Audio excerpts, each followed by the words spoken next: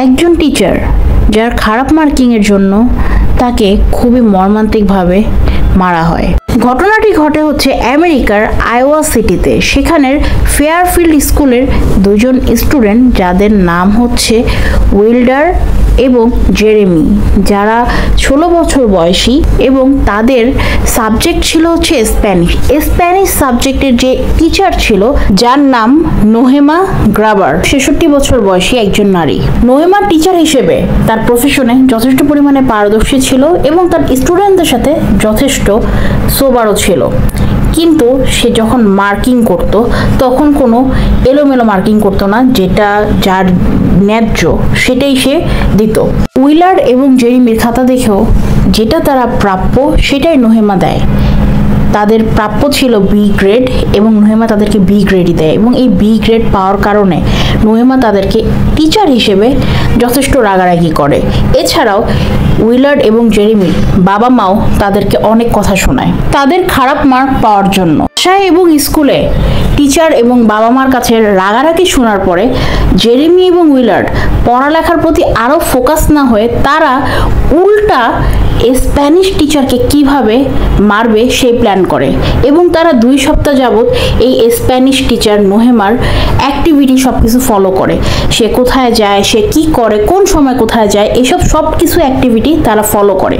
নোহেমাকে follow করা অবস্থায় Willard এবং জেরেমি লক্ষ্য করে নোহেমা প্রতিদিন সকালবেলা একটা পার্কে একটু জগিং করতে যায়। তারা দুজন প্ল্যান করে নোহেমা যখন জগিং করতে যায় ঠিক ওই সময় তাকে তারা মারবে, এবং সেই প্ল্যান অনুযায়ী তারা একদিন সকালবেলা যখন তাদের টিচার নোহেমা জগিংয়ে যাবে, যে পার্কে জগিংয়ে যাবে, সেই পার্কে আগে থেকেই গিয়ে লুকায় ছিল, এবং যখনই সুযোগ পেয়েছে এবং আশেপাশে কোনো মানুষ ছিল না সেই সময় নোহেমাকে উইল্ডার তার ব্যাট দিয়ে নোহেমার পিছনে অনেক জোরে আঘাত করে।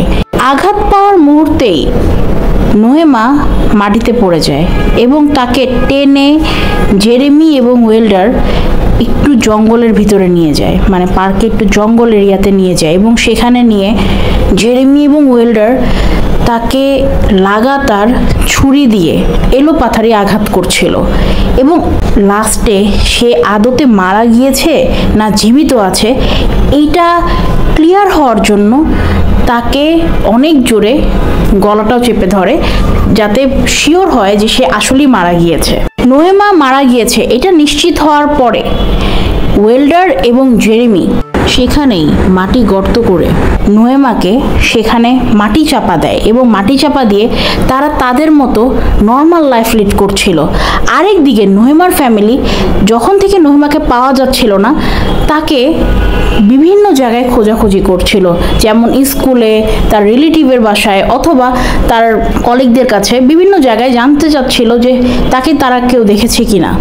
কিন্তু কোথাও থেকে যখন নোহেমার ব্যাপারে কোনো ধরনের কোনো খোঁজ পাওয়া যাচ্ছিল না, তখন নোহেমার ফ্যামিলির মেম্বাররা সাথে সাথে পুলিশের কাছে একটা মিসিং ফাইল কমপ্লেন করে, এবং এই মিসিং ফাইলটা করার পরে পুলিশরা তাদের ইনভেস্টিগেশনে নেমে যায়।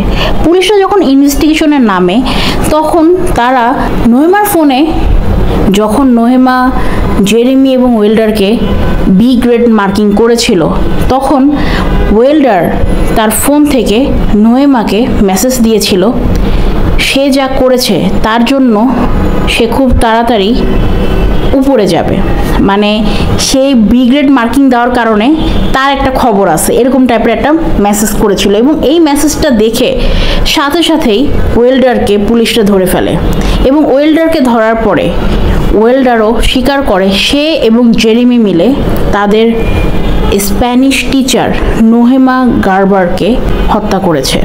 দুইজনকে যখন ইনভেস্টিগেশন করা হয় তখন আসল ঘটনা বের হয়ে আসে।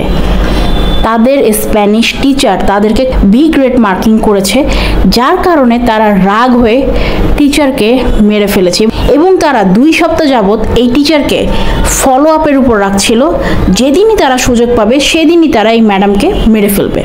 জেরেমি এবং ওয়েল্ডারের তথ্য অনুযায়ী নোহেমার ডেড বডি যেই পার্কে নোহেমা ডেইলি হাঁটতে যেত সেখানে যেখানে গর্ত করে তাকে রাখা হয়েছিল মাটি চাপা দিয়ে, সেখান থেকে পুলিশরা উদ্ধার করে এবং সাথে যেই ব্যাস ব্যাট দিয়ে নহিমাকে আঘাত করা হয়েছিল সবার ফার্স্টে, সেই ব্যাস ব্যাটটাও উদ্ধার করা হয়। সব তথ্য প্রমাণ সবকিছু পাওয়ার পরে যখন জেরিমি এবং ওয়েল্ডারকে কোর্টে ট্রায়ালের জন্য পাঠানো হয়, তখন তাদের যা অন্যায় এটাকে স্বীকারোক্তি হিসেবে কোর্টে পেশ করে এবং তাদেরকে অ্যাডাল্ট ল অনুযায়ী 30 বছরের উইদাউট পেরোলে সাজা দেওয়া হয়, যাবজ্জীবন কারাদণ্ড দেওয়া হয়। কিন্তু এটা পরে উইথ পেরোল করে দেওয়া হয়। সো এই ছিল আজকের স্টোরি। কম মার্কিংয়ের কারণে এই দুইটা ছেলে তাদের একজন টিচারকে মেরে ফেলে। হোপফুলি আপনাদের শুনে ভালো লাগবে। Stay safe from freaky entities. Allah Hafiz.